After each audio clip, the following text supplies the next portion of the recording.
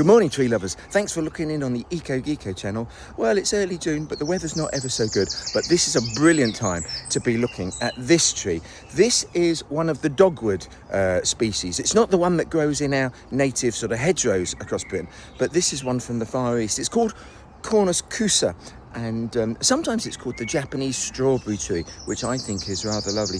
Now, it's a small tree, doesn't really usually grow much over about sort of 4 or 5 metres, but really lovely here at this time of the year for these flowers. Now, the real true flower is the little spherical collection of flowers right in the middle there, and later on in the season they turn into these lovely red berries, which people eat a lot in the Far East, but it's not really one that we eat in the British Isles.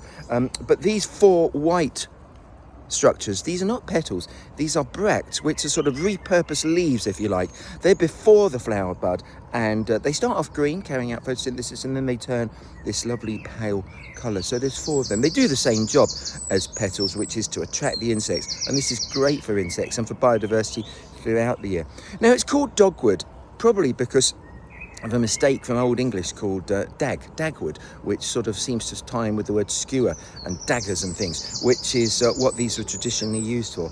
But apparently, according to legend, this was damned by God because it's the wood that makes, or one of the woods that is said to used to be used in crucifixes, and so the tree is damned forever to be short and stunted after the crucifixion of Jesus. But also, sometimes these 4 bracts, as they get a bit older, they develop little red holes, little red stigmata, if you like, which is symbolic or reminiscent of the nails with which Jesus was crucified.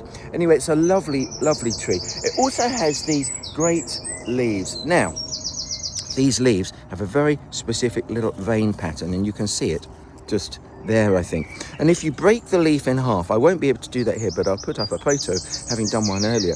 As the sap leaks out of the veins, it polymerizes in contact with the air to form little sort of rubbery bands, and the leaf can dingle-dangle underneath. It's a little magic trick to help you identify a dogwood. Well, I hope you are able to find one. At the moment, you'll see around and about in parks and gardens these, and it is really beautiful. Go up and give one a little hug.